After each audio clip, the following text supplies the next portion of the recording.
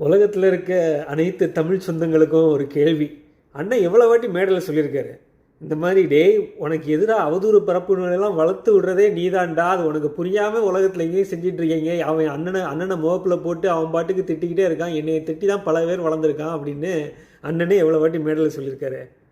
அது என்றைக்காவது உங்கள் காதில் விழுந்திருக்கா? நீங்களே அவர் சொல்கிறத கேட்கலன்னா எப்படி? இவ்வளோ பேரையும் வளர்த்து விட்டது நீங்கள் தானே, அப்போ ஏன் அவங்கள ஒரு நாளில் உங்களால் அந்த ஆதரவுகள்லாம் விளக்க முடியல, அவங்கள இனிமேல் பார்க்க முடியல, அவங்கள இந்த களத்துலேருந்து அப்புறப்படுத்த முடியல உங்களால்?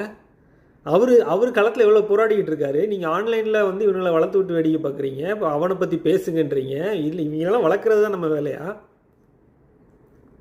இல்லை, தெரியாமல் தான் கேட்குறேன். அவங்களுக்குன்னு ஒரு அரசியல் இல்லையா? அவங்களுக்குன்னு ஒரு அரசியல் இல்லையா? இல்லை நீ சீரியல் பார்க்குற மாதிரி இதை என்ன சொல்லியிருக்கான் அதை பார்த்து விமர்சனம், அதுவும் அரசியல்? பாசிட்டிவாக தானே கொண்டு போகணும். ஒருத்தனை பற்றி நெகட்டிவ், அவன் உன்னைய பயன்படுத்தியிருக்கான்னா நீ உன்னைய பயன்படுத்த விட்டுருக்கேன்னு தானே அர்த்தம், இப்போவும் விட்டுக்கிட்டு இருக்கேன்னு தானே அர்த்தம். இதை விட்டுட்டு ஏதோ தப்பு பண்ணுறவங்களாம் போய் திருத்துற மாதிரி பேசிக்கிட்டு இருக்கீங்க. அவங்க தப்பு பண்ணுறாங்கன்னா அவங்களோட பாலிடிக்ஸை பண்ணுறாங்க. உங்களை பயன்படுத்தி அவங்க பெரிய ஆளாக இருக்காங்கல்ல, நிறைய பேர் பணம் சம்பாதிச்சிருக்காங்கல்ல, புத்திசாலி தானே. அப்புறம்